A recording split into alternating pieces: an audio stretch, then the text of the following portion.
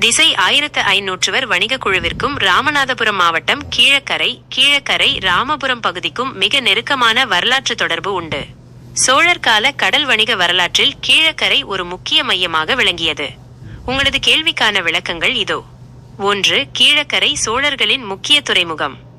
சோழர் காலத்தில், குறிப்பாக ராஜேந்திர சோழன் தென்கிழக்கு ஆசிய நாடுகளை நோக்கி படையெடுத்த போது, பாண்டி நாட்டு பகுதியில் இருந்த கீழக்கரை ஒரு முக்கியமான கடற்படை தளமாகவும் வணிக மையமாகவும் செயல்பட்டது.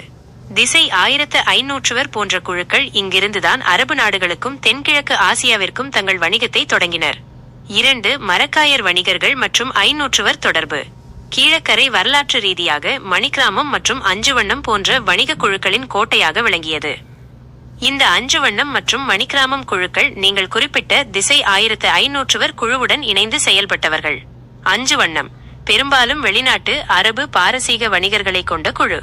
மணிக்கிராமம் உள்நாட்டு மற்றும் கடல் கடந்த வணிகத்தில் ஈடுபட்ட தமிழ் சங்கங்கள். கீழக்கரையில் உள்ள பழைய வணிக குடும்பங்கள், மரக்காயர் மற்றும் பிற வணிக சமூகங்கள். இந்த 500 குழுவினர் அமைத்த வணிக பாதையை பின்பற்றியே பல நூற்றாண்டுகளாக கடல் வணிகம் செய்து வந்தனர். 3. தமிழ் பாடப்பகுதியோடு தமிழ் சப்ஜெக்ட் உள்ள தொடர்பு.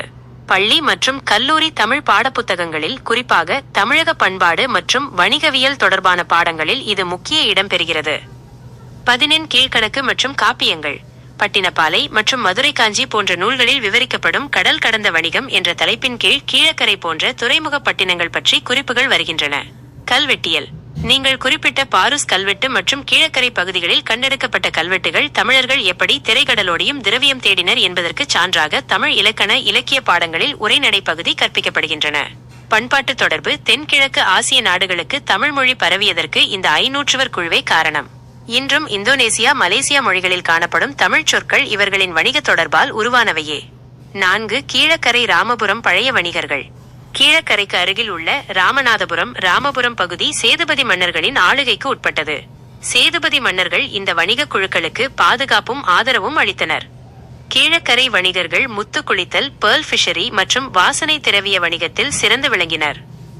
திசை 1500 குழுவினர் அமைத்த அதே கடல் வழித்தடத்தை பயன்படுத்தி பிற்காலத்தில் கீழக்கரை வணிகர்கள் தென்கிழக்கு ஆசியாவில் மலாக்கா, பினாங்கு பெரும் செல்வாக்கு பெற்றனர். சுருக்கமாக சொன்னால், நீங்கள் குறிப்பிட்ட திசை 1500 என்பது ஒரு கார்ப்பரேட் நிறுவனம் போன்றது. கீழக்கரை என்பது அந்த நிறுவனம் இயங்கிய ஒரு முக்கிய தலைமையகம், ஹப். தமிழ் பாடத்தில் இது தமிழரின் வீரத்தையும் வணிக மேலாண்மையையும் விளக்கும் ஒரு பெருமித வரலாறாக பயிற்றுவிக்கப்படுகிறது. தகவல். SAK முசபிஹு.